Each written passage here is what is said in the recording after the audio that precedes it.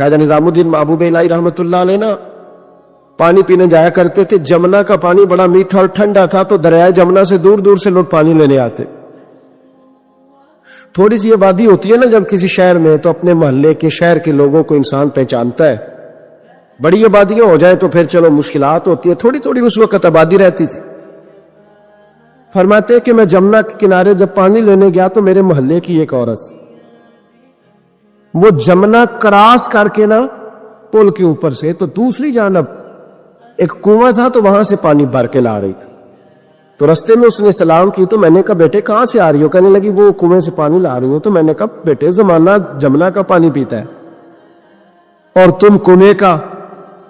तो बड़ी वफादार थी अपने खामन की, कहने लगी हुजूर छोटा सा राज है, किसी को आज तक बताया तो नहीं, पर आप तो हमारे मुर्शिद है ना, आप तो शेख है, आपसे तो दुआ लेनी है, आपको बता देती हूं हुजूर ये जमुना का पानी ना खाना ज्यादा हजम करता है, ज्यादा हजम करता है। तो कुएं का पानी ना थोड़ा सा खारा है, रोटी कम हजम करता है।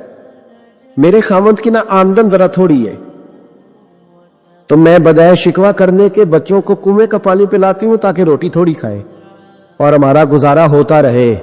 हजरत निजामुद्दीन महबूब इलाही रहमतुल्लाह अलैह फरमाने लगे, पुत्र मैं कोई मालदार सूफी नहीं, गरीब ऊपर वादा है, जब तक जिंदा रहूंगा ना तेरे घर में महाना खर्चा मैं भेजा करूंगा। अर्ज की हुजूर क्यों? फरमाने लगे तू घर की चार दीवारी पर बैठकर, घर की चार दीवारी के अंदर बैठकर दुकान पर और काम पर मजदूरी करने वाले अपने शौहर के बारे में इतनी अच्छी सोच रखती है, यानी वो मजदूरी करने के लिए तेरा ख्याल है मैं बोझ ना डालूं, जो देता उसमें गुजारा करूं। फरमाया अगर तू अपनी जात से उठ के सोच सकती है तो फिर तेरा सलूट बनता है, और तुझे सलूट ये मिलेगा कि निजामुद्दीन हर महीने तेरी रोटी का बंदोबस्त किया करे। बहुत सारे ऐसे मजदूर देखे जो किसी कारखाने में काम करते हैं तो ग्रीस स्याह रंग की कपड़ों को लगी होती है, लेकिन वो शाम को जब उसे दिहाड़ी मिलती है ना, जुमेरात को जब उसे हफ्ते के पैसे मिलते हैं, तो वो पैसे लेके खुशी खुशी घर आता है। फिर वो चौक पे खड़ा होता है और फिर वो खड़ा होके वहां से किन्नू खरीदता है, आम खरीदता है, आड़ू खरीदता है, फल खरीदता है, और जब वो ला के घर में आता है वो सामान, और उसका छोटा बच्चा दस्तरखान बिछाता है और दस्तरखान पे वो धो के हाथ बैठता है, और बीवी जो इंतजार कर रही थी वो 10 दफा, ये मैंने ये देहात में माहौल देखा है, एक दफा बिस्मिल्लाह नहीं पढ़ती, वो 10 दफा बिस्मिल्लाह, वो छुरी धोती है बिस्मिल्लाहिर्रहमानिर्रहीम, वो 10 दफा बिस्मिल्लाह पढ़ती है। फिर वो जब सजाया जाता है और बेटे और बेटियां उनको उठा के मुंह में रखते हैं, बाप के दिल को जब ठंडक पहुंचती है तो मुझे यूं लगता है आसमान के फरिश्ते भी दरवाजे खोल खोल के देखते हैं कि यहां दौलत आई है, यहां कोई कमा के लाया, यहां बेटियां खा रही, यहां जद्दोजहद हो रही। और अगर तू हराम कमाई लाए, अगर तू किसी का कलेजा काट के लेके आए, तू हजारों रुपए का भी माल लेके आए, घर में रखता है, बड़ा बेटा कहता है मैं नहीं ये खाता, छोटे वाला कहता है मेरे नहीं ये पसंद हो, उससे छोटे वाला कहता है ले जाओ, ये तो पुराना हो गया है। वो जो मेहनत से थोड़ा सा आया करता था, थोड़ा सा, उसमें जो बरकत होती थी, उसके अंदर जो कैफ होता, जो जद्दोजहद का पैसा था, मैं ये हदीस पढ़ता हूं तो झूम जाता हूं। कुछ लोगों ने और सहाबी का नाम लिखा है, कुछ ने लिखा हज़रत जाबिर इब्न अब्दुल्लाह थे, आवड़ा चलाते थे, आवड़ा पंजाबी में ना कह दूं कई वांदे होंगे साथ। हम लोग समझते हैं ना ये मजदूर ऐसे ही है, नकम्मा ही होता है, मजदूर को कौन पूछता है। आवड़ा चलाते थे, कुदाल से मेहनत करते थे, नबी पाक से मिलने आए। अल्लाह करे आज भी पिराने उजाम गरीबों से प्यार करने लग जाए, अल्लाह करे मशाइख उलमा थोड़ा सा इन्हें भी टाइम देने लग जाएं। कहते हैं मैं हुजूर से मिलने आया, आगे बढ़ा, और चूंकि मेरे कपड़े भी जरा मैले थे और चूंकि मैं मजदूरी करके आया था तो पसीना भी था, तो मेरी ख्वाहिश थी कि जरा सारे मिल ले, मैं जरा बाद में आगे होता हूं। कहते हैं मैं एंड पे गया, साहिब देउस दुर्गाबे ने लिखा है, कहते हैं आगे बढ़ के मैंने हुजूर से सलाम ली, बाकियों को तो सलाम हुआ था, मेरे नसीब देखो जब हुजूर के हाथों में मेरा हाथ गया तो मुस्तफा ने हाथ ही थाम लिया।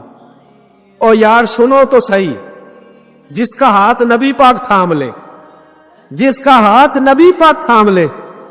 आला हजरत फाजल बरेलवी के छोटे साहिबजादे मुफ्ती आजम हिंद मौलाना मुस्तफा रजा बीमार थे, उनके पीर खाने के सैयदजादे तीमारदारी करने आए तो घर वालों ने कहा शाह जी हजरत खाना नहीं खा रहे 2-3 दिन से, आप सैयद हैं, आप कहेंगे तो खा लेंगे। कहा शोरबे में रोटी भिगो के लाओ। कहते रोटी भिगो के लाई। 91 साल के मुफ्ती आजम जब रोटी देने के लिए शाह जी आगे बढ़े, कहा हुजूर उठिए ना, खाना खाइए। तो कहते मैंने उनकी कमर पे हाथ रखा उठाने के लिए। 91 साल के बाबा जी, बुढ़ापा, कमजोरी, जोक, सारा कुछ, लेकिन जब मैंने पीछे हाथ रखा ना उठाने के लिए, खाइए। कहते मेरा हाथ थाम के कहने लगे शाह जी एक वादा करो पहले। मैंने कहा कौन सा? कहने लगे यहां सहारा दिया है तो वहां भी दोगे कि नहीं दोगे? ये वादा करो, यहां सहारा दिया है तो वहां भी दोगे? कहते मैं रो पड़ा। मैंने कहा दूंगा। तो कहने लगे चलो फिर खा लेते हैं खाना। ओ भाई, जिसका हाथ नबी पाक थाम ले, जाबिर इब्ने अब्दुल्ला कहते हैं सलाम लेके रुखसत हो गए सारे, और मेरा हाथ हुजूर ने थाम लिया। ओ यार, बंदे ने नहीं, आम आदमी ने नहीं, MNA MPA ने नहीं, सूफी पीर दरवेश मौलवी मुफ्ती गौस मुहद्दिस ने नहीं, इस दर्द को समझ तो सही। कहते मेरा हाथ उसने थामा जिसके कदमों को बोसे देने के लिए जिब्रील अमीन तरसा करते हैं। हजरत जिब्रील जिसके पैरों को बोसा देने को तरसे, हुजूर ने हाथ थाम लिया, पकड़ लिया और खोल के फरमाया ये क्या है, ये क्या है? सोने यहां छाले पड़ गए। हुजूर मेहनत करता हूं, हुजूर कबीलदार हूं, छोटे बच्चे मजदूरी करता हूं, छाले पड़ गए। कुछ अमीर से आबा खड़े थे, कहते हमने रुख बदल लिया, महबूब की तरफ देखने लगे। हमने अजीब नजारा देखा कि उसका हाथ हुजूर ने थामा है और फिर हमने देखा कि महबूब की गर्दन झुकी। गर्दन झुकी किसकी? जिसके आगे खिंची गर्दनें झुक गई। महबूब मुकद्दस ने गर्दन को झुकाया और फरमाते उस वक्त तो हालात ही बदल गए जब महबूब ने मजदूर के छालों वाले हाथों को चूमना शुरू कर दिया। फरमाते महबूब चूम रहे थे और बड़े बड़े अमीर खड़े रो रहे थे, काश आज गरीब होते। आज गरीबी को इज्जत मिल गई, आज गरीबी को शान मिल गई, गरीबी को मर्तबा मिला, गरीबी को दर्जे मिले। तभी तो मौला कायनात शेर खुदा अली मुर्तदा रदी अल्लाह ताला अन्हु ना अपना कुर्ता सी रहे थे, तो एक शख्स ने कहा हुजूर अमीरुल मोमिनीन नया कुर्ता ही ले ले। फरमाने लगे तुम्हें नहीं पता इस पुराने कुर्ते में लज्जत कितनी है, तुम्हें नहीं पता। जब मैं ये पुराना कुर्ता सी के पहनता हूं तो अल्लाह मेरे दिल के अंदर खुशू और गुजू कितना पैदा फरमाता है, तुम्हें नहीं पता। इस गरीबी के जायके कितने हैं, इसके मजे कितने। भाई, मेहनत की जो कमाई है, जद्दोजहद का जो पैसा है, वो तुझे बड़ा करे, आगे बढ़, मेहनत कर, इन दो हाथों को लड़ा, दाएं बाएं ना देखना किसके पास क्या है, वरना हसद की आग में जल के जिंदगी गुजरेगी। नबी पाक सल्लल्लाहु ताला अलैहि वसल्लम से एक सहाबी ने पूछा हुजूर बेहतरीन रोटी कौन सी होती है? हमसे को पूछे तो शायद हम कहें कि चिड़े बटेरे, या अगर वो दोबारा पूछे तो कहे वो जो गोश्त अपने बकरे का बचा के नहीं रख लेते बड़ी ईद पे, कहले यार होंगे तो टिके लावांगे, वो मजे का होता है। यहाँ लोग कहते हो गए आज होते ना फलां होटल पे, तो वहां जितना था बल्कि उसकी पब्लिसिटी कर रहे होते हैं, कहते हैं वो होटल वहां बना है। मैं भी गया था, फिर होटल 10 दफा जाके तो फिर 5वीं दफा मैं मैदे के डॉक्टर के पास भी गया था। तो दोनों का कार्ड मेरे पास है, दोनों ही रख लो, तुम्हारे काम आए। हम पब्लिसिटी। नबी पाक सल्लल्लाहु अलैहि वसल्लम से सहाबी ने पूछा हुजूर बेहतरीन खाना कौन सा है, बेहतरीन खाना? तो सहाबा कहते हैं कि अब उसने जो सवाल पूछा तो हमारे ज़हनों में ये था कि हुजूर कहेंगे शोरबा रोटी, या गोश्त भी खानों का सरदार है उसके बारे में कहेंगे, या नबी पाक सल्लल्लाहु अलैहि वसल्लम शोरबे के अंदर रोटी भिगो के खाते थे उसकी बात होगी। सहाबी ने पूछा हुजूर बेहतरीन खाना कौन सा है? हमारे ज़हनों में जवाब के बारे में तखय्युलात और थे, तसव्वुरात और थे। जब हुजूर ने पूछा ना, उस सहाबी ने पूछा हुजूर कौन सा खाना बेहतर है? نبی پاک نے فرمایا وہ والا کھانا جو بندہ اپنے ہاتھ سے مزدوری کر کے کھاتا ہے، وہ کھانا سارے کھانوں میں سے بہتر ہے، سب کھانوں میں سے بہتر کھانا وہ جو تو مزدوری کر کے کھاتا ہے، جو تو جد و جہد کے ساتھ کھاتا ہے، جو تو کمائی کر کے کھاتا ہے۔ اور اگر کوئی تجارت کرے، تاجر ہو، تو محبوب علیہ السلام فرمانے لگے جو سچا تاجر ہو، وہ والا تاجر نہیں جو کہے جھوٹ کے بغیر کام ہی نہیں چلتا، وہ والا نہیں جو کہے جھوٹ بولوں گا تو دکان چلے گی۔ فرمایا جو سچا تاجر ہوگا اللہ قیامت کے دن اسے شہیدوں، صدیقوں، اور محبوب فرمانے لگے اللہ اسے قیامت میں صدیقوں، شہیدوں اور نبیوں کے ساتھ جگہ عطا فرمائے گا۔ سچے تاجر پر، سچے تاجر تجارت کریں سچائی کے ساتھ، دیانت۔ حضرت معروف کرخی بغداد کی جامع مسجد میں تشریف رکھتے تھے تو بارش نہیں ہوتی تھی، کچھ لوگ دعا کرانے آ گئے، کہا بابا جی بارش نہیں ہوتی، دعا کرنے۔ تو آپ فرمانے لگے میرے سامنے ایک کریانے والا ہے، کریانے والا لفظ سمجھانے کے لیے بول رہا ہوں، اس زمانے میں جو بھی اس کا نام تھا، کہ یہ جو کریانے والا نا چینی، پتی، گھی، دال، چاول بیچتا ہے، اس سے دعا کراؤ بارش ہو جائے گی۔ نے کہا حضرت صاحب اس سے دعا کرائیں؟ رفیق شفیق سے، یہ تو ہمارا لنگوٹیا ہے، ہمارے ساتھ رہتی، اس سے دعا کر۔ فرمایا دعا کراؤ بارش ہو جائے۔ اب پیر صاحب کا حکم تھا، اللہ کے نیک بندے کا، گئے اسے کریانے والے سے کہا دعا کراؤ۔ کہنے لگا یار میں تو پڑھا لکھا بھی نہیں، مجھے تو دعا کے لفظ بھی صحیح نہیں آتے، دعا حضرت معروف کرخی سے کراؤ۔ کہنے لگے انہوں نے بھیجا ہے، انہوں نے بھیجا ہے۔ تو اس کریانے والے نے ہاتھ اٹھایا، کہا اللہ، اے اللہ تیرے بندے نے تیرے بندوں کو میرے پاس بھیج دیا ہے، تو بارش کے لیے ہے، مہربانی کر دعا بارش برسا دے، دعا مقبول فرما۔ لوگ کہتے ہیں اس نے چہرے پہ ہاتھ بھی نہیں پھیرے، بارش شروع ہو گئی۔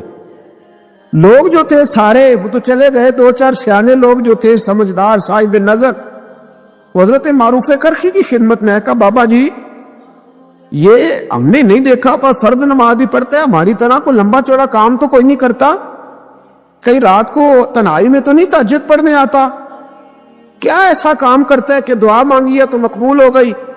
آپ فرمانے لگے کچھ بھی نہیں کرتا، فرض نماز ہی پڑھتا ہے، ضروریات پہ ہی عمل کرتا۔ کہ حضور اتنا مقبول بارگاہ کہ ہاتھ اٹھائے تو اللہ خالی نہ لوٹائے؟ فرمانے لگے کچھ بھی نہیں کرتا، 30 سال ہو گئے مجھے دیکھتے ہوئے، میرے سامنے دکان کرتا ہے، سودا پورا تولتا ہے، کسی غریب کو دھوکہ نہیں دیتا، یہ اپنی جائز منافع لیتا ہے، یہ اپنی خودداری کو بیچتا نہیں۔ تو فرمایا جو 30 سال رب کے ساتھ وفا کرے کیا رب اس کی دعائیں قبول نہیں فرمائے گا؟ فرمایا یہ جب بھی دعا مانگے گا مجھے امید ہے اللہ ضرور قبول فرمائے گا۔ تو میرے بھائی دیانت ہمارے نوجوانوں کی مزاج میں محنت نہیں شامل، جد و جہد نہیں شامل۔ جس کو 10 ایکڑ یا 20 ایکڑ زمین ملی ہے اس نے کسی کو ٹھیکے پہ دی ہے، وہ خود نہیں حال چلانا چاہتا، ورنہ پھر اسے چودھری کوئی نہیں مانے گا، وہ خود نہیں آگے بڑھنا چاہتا۔ جس کی اپنی دکان ہے ساتھی اس نے کرائے پہ دی ہے، کوئی یہی نہ سمجھے کہ کروڑوں کی دکان ہے اور خود یہ 10 روپے کی چیز بیچ رہا ہے۔ محنت کا مزاج نہیں، جد و جہد کی طبیعت میں۔ اور یہ جو فارغ رہنے والے ہیں نا، آج ناراض ہو جانا آپ نے، چلو کوئی بات نہیں، لیکن ایک بات ضرور ہے کہ قوم کو سمجھدار ضرور ہونا چاہیے، ناراض ہو یا نہ ہو۔ یہ جو فارغ رہنے والے 15-20 ہیں انہوں نے بڑی خرابی کی ہے، ان کو دیکھ کے اور بھی بہت سارے لڑکے فارغ ہو گئے۔ یہ جو محلے کے پہلے 10 فارغ ہیں نا، یہ بڑا نقصان کر، اگر یہ کچھ محنت کریں، جد و جہد کریں تو باقیوں کی بھی توجہ کام کی طرف بڑھے۔ بوڑھا باپ ڈیوٹی پہ جا رہا ہے، بیٹے کو کام ہی نہیں مل رہا، عجیب بات، بوڑھا باپ ساری مزدوری کر رہا ہے، بچہ کہتا ہے کام نہیں میری مرضی کا مل رہا۔ تیری مرضی کا کب ملے گا؟ محنت کریں، جد و جہد کریں۔ ہمارے ہاں نا ہر شعبے میں معاذ اللہ ایک مافیا ہے، الا ماشاءاللہ، وہ مافیا کہتا ہے میرے ساتھ ملو گے تو میں چلنے دوں گا، ورنہ میں نہیں چلنے دوں گا، مارکیٹ میں آ ہی نہیں سکتا فلانا بندہ کیونکہ یہاں ہمارا قبضہ ہے۔ اور میرے بھائی پھر بہت سارے لوگ جن کی نیتیں اور ارادے بڑے اچھے ہوتے ہیں شروع میں، وہ بھی اس مافیا کا شکار ہو جاتے ہیں اور ان کے رنگ میں رنگ جاتے ہیں۔ یاد رکھنا کسی شخص کی بلیک میلنگ کا کبھی شکار نہ ہونا، کبھی کسی کی میٹھی اور مسجع مکفہ باتوں کا شکار نہ ہونا، کوئی کیا کر سکتا ہے اگر اللہ مددگار ہو تو؟ جس کو رب کریم اٹھانا چاہے اسے کوئی گرا سکتا ہے؟ ہم یہ ڈرے ڈرے سہمے سہمے پریشان پریشان فیصلہ کرنے کی طاقت نہیں، مجھے چلنا چاہیے کہ نہیں، اٹھنا چاہیے کہ نہیں، کرنا چاہیے، اٹھ باندھ کمر کیوں ڈرتا ہے؟ پھر دیکھ خدا کیا کرتا ہے۔ حضرت عبداللہ ابن عباس فرماتے ہیں میرے نبی پاک علیہ السلام نے میری تربیت فرمائی، حضور نے میری تربیت فرمائی، اور محبوب پاک علیہ السلام نے فرمایا عبداللہ یاد رکھنا، یہ نوجوان دوست میری بات لکھ لیں، پریشان لوگ میری بات لکھ لیں، جن کے پاس قوت فیصلہ نہیں وہ اس بات کو لکھ لیں۔ حضرت عبداللہ ابن عباس فرماتے ہیں میرے نبی پاک علیہ السلام نے مجھ سے فرمایا تھا عبداللہ سن، اگر ساری دنیا مل کے تیرا کوئی نفع کرنا چاہے کر نہیں سکتی جب تک میرے رب کی رضا نہ ہو، اور فرمایا ساری دنیا مل کے تیرا کچھ بگاڑنا چاہے تو عبداللہ بگاڑ نہیں سکتی جب تک رب کریم کی حکمت کا تقاضا نہ ہو۔ لوگوں سے ڈرنا، لوگوں کی طرف دیکھنا، ماحول دیکھ کے اپنے راہ کا تعین کرنا، ہر بندے کے خیالات کے مطابق ڈھلنے کی کوشش کرنا، فلانا نہ ناراض ہو جائے، فلانا نہ ناراض ہو جائے، وہ جس نے ہونا ہو جائے، بس رب رسول ناراض نہ ہو۔ اپنی زندگی میں اپنے مالک کو مولا جان کے، بل اللہ مولاکم، اللہ تمہارا مولا ہے، وَهُوَ خَيْرُ النَّاصِرِينَ، وہ بہترین مددگار ہے۔ توجہ جب بھی کریں رب کی جانب کریں، اپنے دل کا قبلہ درست رکھیں، سوچوں کے زاویے سیدھے رکھیں۔ میرے بھائی مالک جب بندوبست کر دے نا، جب مالک بندوبست کر دے پھر ایسا بندوبست کرتا ہے کہ لوگوں کے پاس نا چارہ نہیں رہتا۔ حضرت مریم رضی اللہ تعالی عنہا پاک باز تھی، مسجد میں رہی تھی، پر مالک کی حکمت کے تقاضے بڑے عجیب ہے نا۔ پھر جناب مریم کو اللہ تعالیٰ نے بغیر شوہر کے اولاد عطا کر دی۔ یہ بات ہی ایسی تھی، کسی نے کہا تھا کہ مخلوق تو فنکار ہے اس درجہ کے پل بھر میں سنگے در کعبہ سے بھی اصنام تراشے، تم کون ہو کیا چیز ہے داغ کبابی، لوگوں نے تو مریم پہ بھی الزام تراشے۔ تو لوگوں نے کہا کدھر سے لے آئی بچہ، تیرا باپ تو ایسا نہیں تھا، کہاں سے لے آئی؟ اللہ کرے میں آپ کو سمجھا سکوں، ذرا اپنے آپ کو وہاں کھڑا کریں کہ ایک پاک باز عورت، پاک باپ کی بیٹی، طیب ماں کی بیٹی، اور اللہ کے گھر میں پرورش پانے والی خاتون، ایک وہ وقت اور ایک یہ وقت کہ اس عورت کو کٹہرے میں کھڑا کر کے پوچھا جا رہا ہے کہ معاذ اللہ تیری گود میں بچہ جائز نہیں ہے، کہاں سے لائی ہے؟ اب خود سے صفائیاں بندہ کتنی کو دے، کتنی کو وضاحتیں کرے۔ اور میں نے تو اپنی زندگی میں دیکھا ہے زیادہ وضاحت دینے والے کو بھی لوگ جھوٹا سمجھنے لگ جاتے ہیں، زیادہ وضاحت دینے پر بھی لوگ کمزوری کا اظہار سمجھتے ہیں کہ کمزور پڑ گیا۔ آپ صلح کی کوشش کرتے ہیں، سامنے والا بزدل سمجھ لیتا ہے، زیادہ وضاحتیں بھی کمزور کر دیتی ہیں۔ اب حضرت مریم کو کٹہرے میں کھڑا کر کے کہا بچہ کس کا ہے؟ تو پھر خدا بندوبست جب کرے، اللہ جب مددگار ہو، تو پھر حضرت مریم کی گواہی درختوں سے نہیں دلوائی، اس نے پتوں سے نہیں دلوائی، پھر فرشتے نہیں بھیجے۔ حضرت مریم کہنے لگی مجھ سے نہ پوچھو، وہ جو پنگوڑے میں ہے اسی سے پوچھ لو، ان سے پوچھو نا، وہ کون ہے پوچھ لو، ان سے کر لو سوال۔ انہوں نے کہا پنگوڑے میں چند دنوں کا بچہ، یہ جواب دے گا؟ مددگار تھا رب، ان کی برات کا اعلان کرنا تھا مالک نے، اور جب مالک اعلان کر دے، جب مالک تیری صفائی دینا چاہے، جب مالک تجھے دنیا کے سامنے نکھارنا چاہے، تو پنگوڑے میں لیٹے حضرت عیسیٰ بول کے کہنے لگے انی عبداللہ آتانی الکتاب، فرمایا میں اللہ کا بندہ ہوں، رب نے مجھے کتاب عطا کر کے نبی بنا کے دنیا میں بھیجا ہے، میں اللہ کا بندہ ہوں، کتاب لے کے آیا ہوں، نبی بن کے آیا ہوں۔ پھر پنگوڑے سے اعلان ہو گیا، پھر بچہ بول پڑا۔ اور یہ ایک دفعہ نہیں بات ہوئی، یہ بنی اسرائیل میں ایک جریج نام کے شخص بھی تھے جو نماز پڑھ رہے تھے، بعض نے لکھا ہے نفل نماز تھی، اماں نے پکارا تو آئے نہیں، تو ماں کے منہ سے نکل گیا تو اتنی دیر تک مرے گا نہیں جب تک کسی بے حیا عورت کا منہ نہ دیکھ لے۔ تو وہ عبادت گزار تھے، لیکن لوگوں نے ان کی عبادت، ریاضت، پرہیزگاری کو نہیں دیکھا، بس ایک عورت کو بھیج کے الزام لگوا دیا۔ وہ عورت آیا جایا کرتی تھی، اب آ جاتی ہیں عورتیں مسئلہ پوچھنے کی نیت سے بھی آ جاتی ہیں۔ ماحول میں کچھ جگہ ایسی بھی ہیں جہاں عورتیں دم کرانے کے بہانے آ جاتی ہیں۔ وہ خاتون آتی جاتی تھی اس خانقاہ پہ، آستانے پہ، یہ بخاری میں موجود ہے، پھر اس نے کہا میری گود میں جو بچہ ہے یہ انہی کا ہے۔ مجھے بتائیں کیسے بندہ وضاحت دے؟ حالات خراب ہو گئے، لوگ کٹیا جلانے لگے، ماحول اور طرح کا بن گیا۔ میرے نبی پاک علیہ الصلوۃ والسلام فرماتے ہیں پھر اس رب کے بندے نے کہا مالک تو کریم ہے، تیری مشیت کا تقاضا آیا جو میری ماں نے جملے بولے تھے، اور اب میں وضاحت دینے کے قابل نہیں رہا، اب تو ہی کرم کرے گا تو دروازہ کھلے گا۔ تو وہ چند دنوں کا بچہ پنگوڑے میں بول کے کہنے لگا میں اس درویش کا نہیں، میں تو فلانے چرواہے کا بچہ ہوں، وہ جو بکریاں چراتا ہے۔ رب کی مدد کو پکارے، اپنے ساتھ اپنے مالک کی مدد کو شامل کرے، تھوڑے رزق پر بھی گزارا اچھا ہونے لگ جائے گا۔ سارے لوگ آپ کو گرانے کی تدبیریں کر رہے ہوں گے اور مالک آپ کو عزتیں عطا فرما دے گا، اس کی بارگاہ سے حکمت کا تقاضا اور ہو جائے گا۔ ہم نے ساری زندگی لوگوں کو راضی کرنے میں گزار دی، ساری زندگی بڑھاپا آ گیا بچوں کو پالتے، اور بچوں نے آخری عمر میں کہہ دیا ابا اگر کوئی ڈھب کا کام کر لیتے تو آج ہمارے دن بھی پھر نہ جاتے۔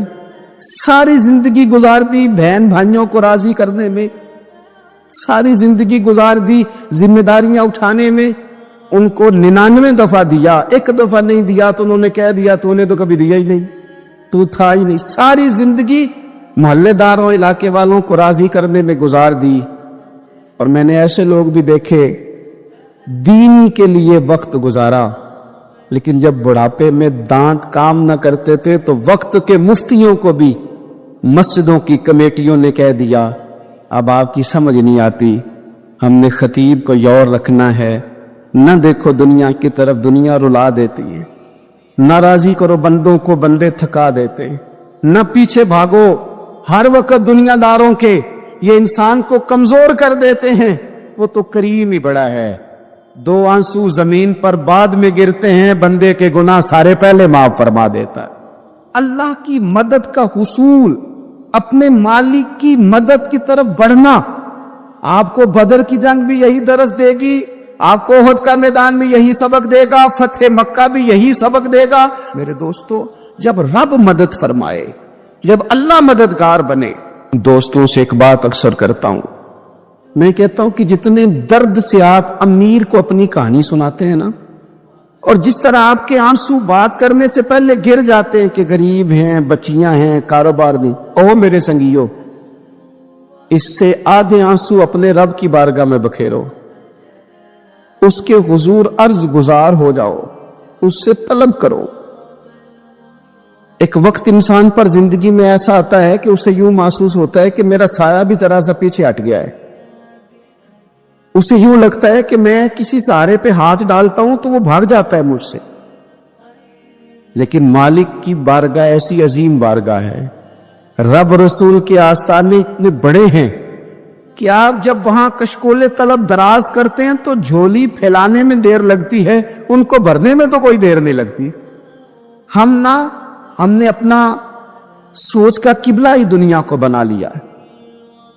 یہ جو اللہ والوں کی مدد ہے یہ تو عین اللہ ہی کی مدد ہے، لیکن یہ جو سیٹھوں کی طرف توجہ کرنا، نوابوں کی طرف توجہ کرنا، دنیا داروں کی طرف توجہ کرنا، اور اپنا مزاج اس طرح کا بنا لینا، یارو گردن کو جھکا دیتا ہے خیرات کا پتھر، جہاں میں مانگنے والوں کے سر کبھی اونچے نہیں ہوتے۔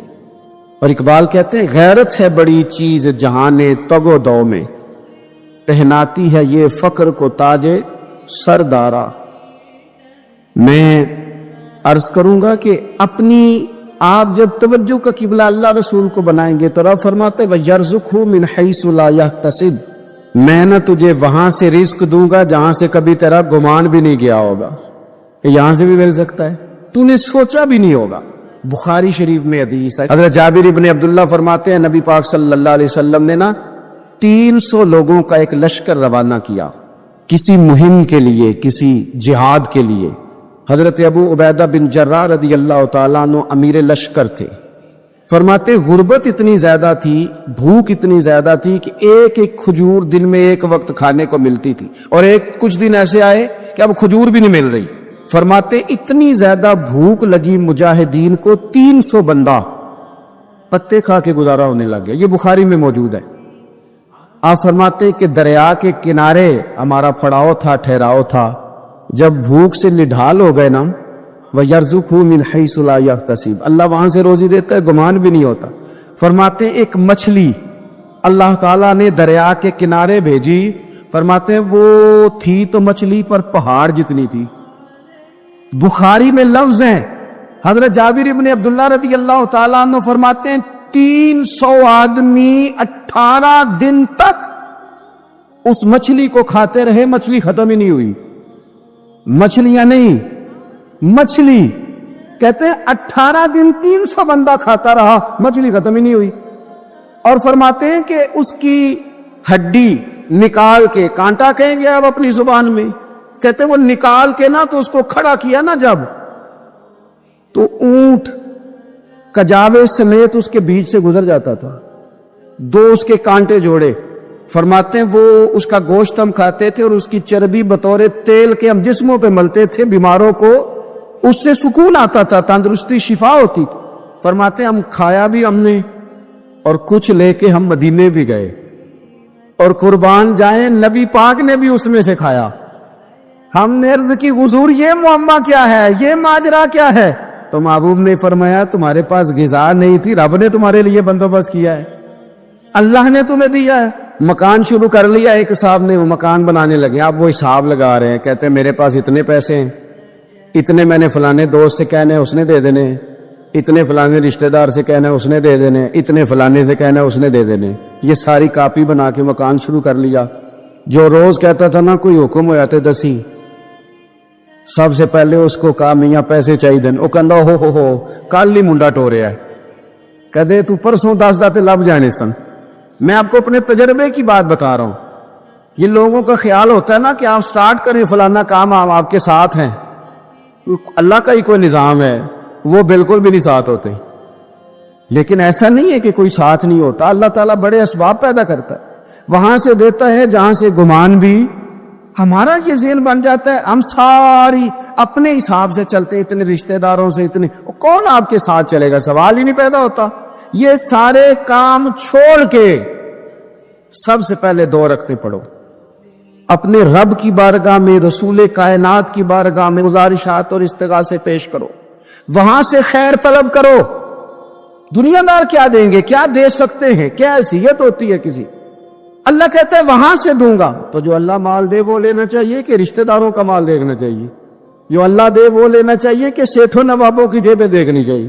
جو اللہ دے وہ قبول کرنا چاہیے یا دیکھنا چاہیے کون سا آدمی کہاں پہنچ گیا؟ چھوڑو، اپنی مٹی پہ چلنے کا سلیقہ سیکھو۔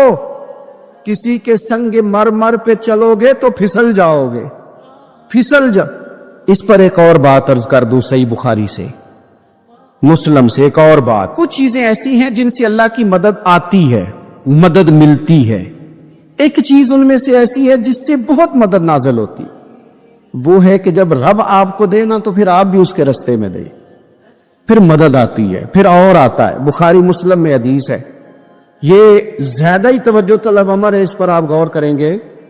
حضرت ابو ہریرہ فرماتے ہیں کہ نبی پاک علیہ السلام نے فرمایا ایک شخص نے بادلوں کے اندر سے آواز سنی کہ فلاں آدمی کا کھیت اور باغ خشک ہو گیا ہے، وہاں برسو اور اس کے کھیت کو سیراب کرو۔ وہ بڑا حیران ہوا کہ بادل سے آواز آ رہی۔ پھر اس نے دیکھا کہ ایک پہاڑی پر بارش ہوئی، وہ بادل وہاں برسا، پھر نالیوں سے ہوتا ہوا پانی ایک طرف چلا، تو جس نے آواز سنی تھی حضور بیان کر رہے ہیں، وہ بھی پیچھے پیچھے چلا کہ پانی کدھر جا رہا ہے۔ اس نے جا کے دیکھا کہ ایک مقام پہ ایک باغ کو وہ پانی لگ رہا ہے اور ایک آدمی وہ پانی لگا رہا ہے۔ اس نے اس سے پوچھا تیرا نام کیا ہے؟ اس نے کہا کیوں؟ کہنے لگا بتا نا۔ اس نے نام بتایا تو کہنے لگا یہی تو وہ نام ہے جو میں نے بادلوں کے اندر سے سنا ہے کہ فلاں کے کھیت کو پانی دے دو، اس نے کہا یار تو کیا عمل کرتا ہے کہ اسپیشل تیرے لیے بارش برسے؟ یہ بخاری پڑھ رہا ہوں، سیاستہ سے حدیث عرض کر رہا ہوں۔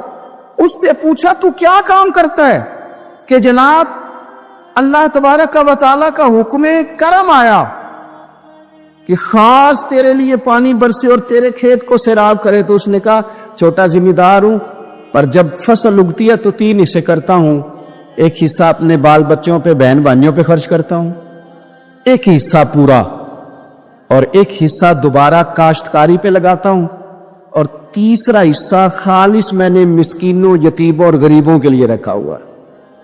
وہ جو تیسرا حصہ اللہ کرے آپ سمجھے، وہ رب کے بندوں پہ تیسرا حصہ خرچ کرتا ہے نا، تو کریم مالک نے فرمایا جہاں سے غریب کا حصہ جاتا ہے وہ کھیت خشک نہیں رہنا چاہیے، وہ جہاں سے مسکین روٹی کھاتے ہیں وہ خشک نہ رہے، جہاں سے یتیموں کو کچھ آتا ہے کہیں اس کی فصل رہ نہ جائے۔